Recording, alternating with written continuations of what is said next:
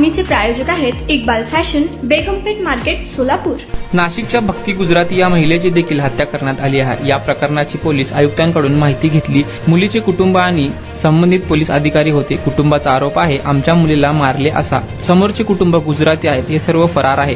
या प्रकरणात सासू सासरे आणि पती हे देखील आरोपी आहेत। मुलीचे आई वडील आणि भाऊ पुन्हा पोलिसात जाऊन जे काही पुरावे आहेत ते देणार आहेत। पोलिसांनी आश्वासित केले आहे की लवकरच फरारांना अटक करण्यात येईल। 5.5 वर्षाचं बाळ आहे, ते कुठे आहे तेही माहीत नाही, त्याचा शोध सुरू आहे। पोलीस योग्य दिशेने तपास करत आहेत। पोलिसांना संबंधित लोकांच्या घरी चौकशी करत आहेत। आणखी धागेदोरे पोलिसांच्या हाती लागतील। पोलीस आयुक्त यांनी एसीपी बढे यांच्याकडे हे केस सोपवली आहे। हे गुजराती कुटुंब मोठे व्यावसायिक आहे। मुलीच्या परिवाराच्या मनातील प्रश्न सोडवले आहे, परंतु काहीतरी येऊन बोंब मारत राहणं या पलीकडे विरोधकांकडे काही उरले नाही। आपण माध्यमातून पाहिलं असेल की भक्ती गुजराती ही जी भक्ती गुजराती माडीवाले ही जी महिला होती, नाशिकमध्ये राहणारी होती, तिची सुद्धा हत्या करण्यात आलेली आहे। आणि त्या हत्येच्या पुढे काय त्या केसमध्ये पोलीस काय करतायत याच्या संदर्भातली माहिती आम्ही आज सीपी सरांसोबत केली। आज त्या ठिकाणी कमिशनर साहेब, त्यांच्यासोबत डीसीपी साहेब, त्यांच्यासोबत सिनियर पीआय साहेब, ही सगळी मंडळी तिथे आलेली होती। आयो होते केसचे, हे मुलीचे बाबा आहेत, मुलीचे भाऊ आलेले आहेत इकडे, की त्यांचं म्हणणं आहे की ज्या पद्धतीत मुलीला आमच्या मारण्यात आलेलं आहे, गुजराती म्हणून आहेत, फरार आहे अख्खं कुटुंब, याच्यामध्ये सासू सासरा आणि नवरा हे तिघही आरोपी आहेत। आणि ते आता फरार असल्यामुळे लवकरात लवकर पोलिसांनी त्यांना शोधून काढावं। त्याचबरोबर मुलीने काही व्हॉट्सअप चॅट केले होते तिच्या परिवारासोबत, भावासोबत, वडिलांसोबत, आईसोबत, आणखीन घरातल्या लोकांसोबत, ते सगळे पोलिसांना देण्यात आलेले आहेत। आणखी आता ज्या वेळेला या अशा केसेस होतात, स्टेटमेंट घेतल्या जातात, त्यावेळेला परिवाराची मानसिकता नसते, ते प्रचंड ट्रॉमामध्ये असतात, कारण त्यांनी त्यांचं मूल त्या ठिकाणी गमावलेलं आहे। आणि म्हणून आता ज्या ज्या काही गोष्टी त्यांना आठवत आहेत, भाऊ असेल, वडील असेल, हे आता पुन्हा एकदा उद्या पोलीस स्टेशनला जाणार आहेत। त्यांच्याकडे जितके काही प्रूफ आहेत ते पुन्हा पोलिसांना देणार आहेत। त्याच्यामध्ये ऍडिशनल सेक्शन सुद्धा लागले जाणार आहेत। आता जे सेक्शन पोलिसांनी लावले त्याच्यामध्ये 80 सुद्धा ऍड होणं हे अतिशय गरजेचं आहे। आणि त्या का लागायला हवे त्याचे प्रूफ वडील आणि भाऊ हे सगळे पोलिसांकडे देणार आहेत। पोलिसांनी आम्हाला या ठिकाणी आश्वस्त केलं की कुठल्याही परिस्थितीमध्ये कुठे जाणार, पळून पळून जाणार कुठे, त्यामुळे त्यांच्या मुसक्या आवळल्याशिवाय राहणार नाही। हे गुजराती कुटुंब हे प्रचंड पैसेवालं कुटुंब आहे, त्यामुळे भीती आहे की पासपोर्ट घेऊन कुठे परदेशात जातायत किंवा काय करतात, त्यामुळे पोलिसांनी ते सुद्धा बंद केलेले आहेत। ते कुठेही जाऊ शकणार नाहीत। छोटं बाळ आहे 5.5 वर्षाचं, ते मूल कुठे आहे माहित नाहीये। आजोबा, मामा हे सगळे शोध घेतात, परंतु अजून काही कळत नाहीये। संपूर्ण परिवार जो आहे तो फरार झालेला आहे। परंतु पोलीस आता फार इथं बोलणं किंवा आपणही त्यांना फार विचारणं योग्य नाही, कारण इन्व्हेस्टिगेशन चालू आहे। पोलीस राईट ट्रॅक वरती आहेत।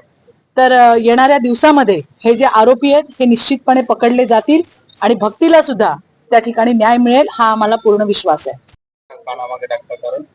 आता याच्यामध्ये या स्टेटमेंटमध्ये तर मला समोर सरळ दिसलंय, आलं का लक्षात?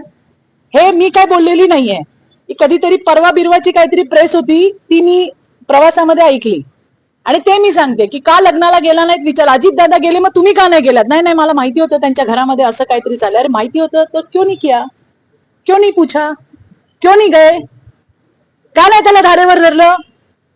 हिच्या मारायची वाट बघत होता की जे तिचं चाललंय ते हिचं पण तिचंच वाटोळं होऊ दे म्हणून? असे पण बरेच प्रश्न आहेत। आणि मला वाटतं आरोप प्रत्यारोप करण्यापेक्षा, पुढे जाऊन सांगते, महिला आयोग असू दे नाहीतर आणि कोणाची काय स्टेटमेंट असू दे, आरोप प्रत्यारोप करण्यापेक्षा आत्ताची नीड काय आहे की ज्या मुली पुढे येत आहेत त्यांचं ऐकून घेणं, रजिस्टर्ड करणे गुन्हे आणि या हरामखोरांना पकडून काढणे, ही आपली आजची प्रायोरिटी आहे। मी सुद्धा आज त्या ठिकाणी माडीवाल्यांच्या परिवारासोबत आली आहे। आणि असं कुठल्याच मुलींसोबत होऊ नये, कुठल्याच मुलींसोबत होऊ नये। मुली सुशिक्षित आहेत, या काही अडाणी मुली आहेत का? नाही। मला आजही आठवतंय 10 वर्षापूर्वी मी महिला आयोगावर होते, त्यावेळेला अंबरनाथ ग्रामीणला एका 7 महिन्याच्या गरोदर बाईला खांबाला धरून जिवंत जाळली होती। 10 वर्ष, 2014-15ची वेळ असेल। आज आपण 2025 मध्ये आहोत। 10 वर्षामध्ये परिस्थिती बदलली नाही, ही शोकांतिका आहे। हा सामाजिक प्रश्न आहे।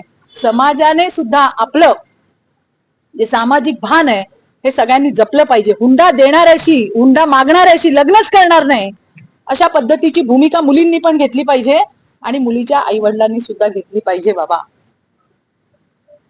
आपण आपल्या प्रतिष्ठेसाठी बोलत नाही, पोरगी येऊन आपल्याला सांगते मला त्रास होतो, मला त्रास होतो.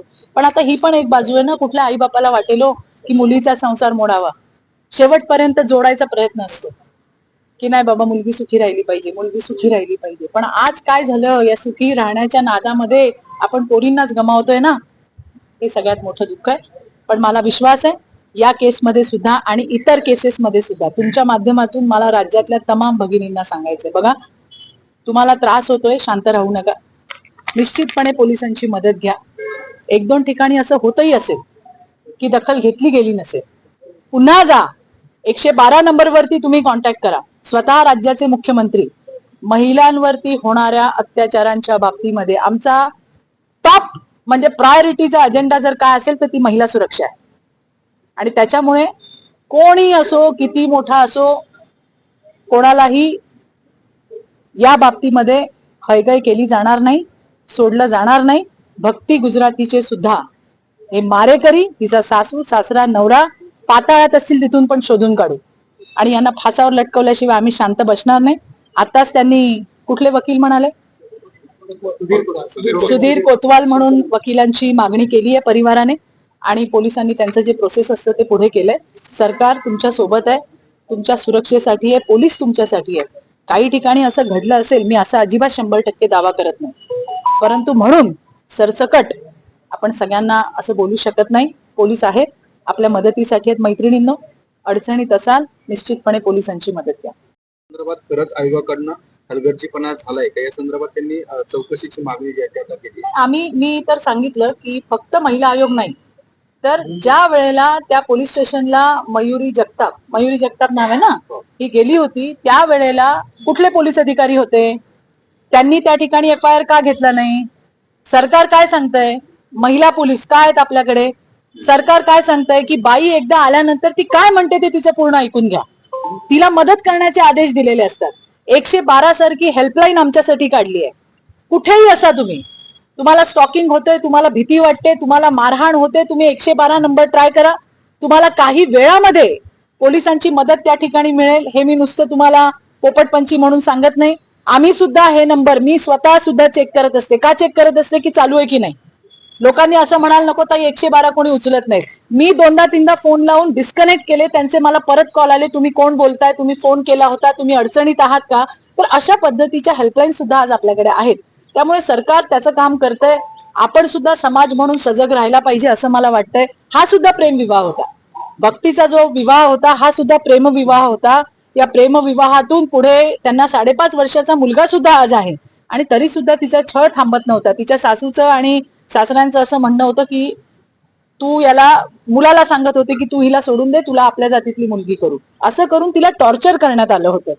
त्यामुळे या घटना ज्या सगळ्या होत आहेत, आपण सुद्धा सजग राहायला पाहिजे. खरं तर 21व्या शतकामध्ये आज हुंडा या विषयावरती आपल्याला बोलावं लागतंय. मुली स्वतःच्या पायावर उभ्या असताना सुद्धा त्यांना जाळण्यात येते, मारण्यात येते, मारून टाकण्यात येते. याच्यासारखं दुर्दैव नाही. येणाऱ्या दिवसामध्ये निश्चितपणे याचा सुद्धा अवेअरनेस होईल. आता हगवण्याच्या केसमध्ये तुम्ही बघा, 2 बायका, एक आहे सासू, दुसरी आहे नणंद, महिला आहे ना. या केसमध्ये सासू बाई आहे ना, परंतु असं असताना सुद्धा ही जी विकृती डोक्यामध्ये जी आहे, ही विकृती काढण्यासाठी आपल्याला सगळ्यांना काम करावं लागेल. सरकार काय करतंय का, 100% करतंय. हे कधी होतं सगळं, मुलगी गेल्यानंतर आपण ऍक्शन मोड मध्ये येतो. आता जसं सांगितलं की या बाबतीमध्ये म्हणजे या माडीवाल्यांच्या केसमध्ये मुलगी पोलीस स्टेशनला गेली नव्हती की बाबा तक्रारीची दखल नाही किंवा काय, पण हगवण्याच्या केसमध्ये गेली होती. आता मोठ्या मुलीला इतका छळ होतोय, मोठ्या जावेला, पुन्हा सेकंड जे आहे त्या धाकटीला सुद्धा, म्हणजे कसं केलं, तोंडावर थुंकले, ज्या पद्धतीने मारलं, हे अमानवीय आणि राक्षसी आहे. मी काही नेत्यांचे स्टेटमेंट परवा ऐकल्या की आम्हाला माहिती होतं की यांच्या घरामध्ये महिलेचा छळ होतो म्हणून आम्ही गेलो नाही, त्या लग्नाला कुठला गेला नाही मयुरी हगवण्याच्या. मग जर मोठ्या ताईंना माहिती होतं की यांच्या घरामध्ये महिलेचा छळ होतो, हे तुम्हाला माहिती होतं, मग तुम्ही का नाही बोललात, तुम्ही आवाज का नाही उठवला, तुम्ही का नाही सांगितलं बरं. तुमचे कार्यकर्ते होते की नाही, तुम्ही का नाही बोलून सांगितलंय बाबा छळ करू नको, असं केलं असतं तुला आत टाकीन. हे मी त्यांची परवाची स्टेटमेंट सांगते. की का कोणीतरी प्रश्न विचारला की तुम्ही त्या लग्नाला का गेला नाहीत, नाही म्हणे मी गेले नाही, मला माहिती होतं असं काहीतरी तिकडे चाललंय. अरे माहिती होतं तर मग दखल का नाही घेतली. मला जर माहिती आहे की यांच्या घरामध्ये हे यांच्या धाकट्या सुनेला छळतायत, तर मी पहिलं काय करीन, लग्नाला जाणं टाळेन की काय चाललंय तिथे मी लक्ष घालीन, हा पण एक प्रश्न येतो. किंवा मला वाटतं याच्यावरती आमचे प्रदेशाध्यक्ष सन्माननीय बावनकुळे साहेब यांनी सविस्तर असं उत्तर दिलेलं आहे. लाडकी बहीण वेगळ्या हेड मधून त्याचं प्रयोजन केलेलं आहे, नियोजन केलेलं आहे, परंतु काहीतरी घेऊन बोंब मारत राहणं हे विरोधकांकडे आता दुसरं काही नाहीये. मी तुम्हाला एवढंच सांगते. आणि या बाबतीमध्ये स्वतः बावनकुळे साहेबांनी अतिशय चांगली सविस्तर अशी प्रतिक्रिया दिलेली आहे. तुम्हाला पाहिजे एक उत्तम विवाह कलेक्शनचा अनुभव? सोलापूरमध्ये एकाच ठिकाणी सर्व काही मिळायला हवंय? आमच्या इक्बाल फॅशन मध्ये मिळतंय तुमच्या विवाहासाठी सर्व काही. लेहंगा, साडी, मटेरियल, रेडीमेड आणि मुलांसाठी स्पेशल वेअर. प्रत्येक गोष्टीत दिली आहे खास सजावट, आकर्षक डिझाईन्स आणि दर्जा, आश्चर्यकारक डिझाईन्स आणि कस्टमायझेशन सह तुमच्या लग्नाचा दिवस खास बनवा. आणि हो, आमचं मोठं कलेक्शन तुमच्या सर्व गरजा पूर्ण करेल. आकर्षक रंग आणि स्टायलिश डिझाईन्स फक्त इक्बाल फॅशन मध्ये.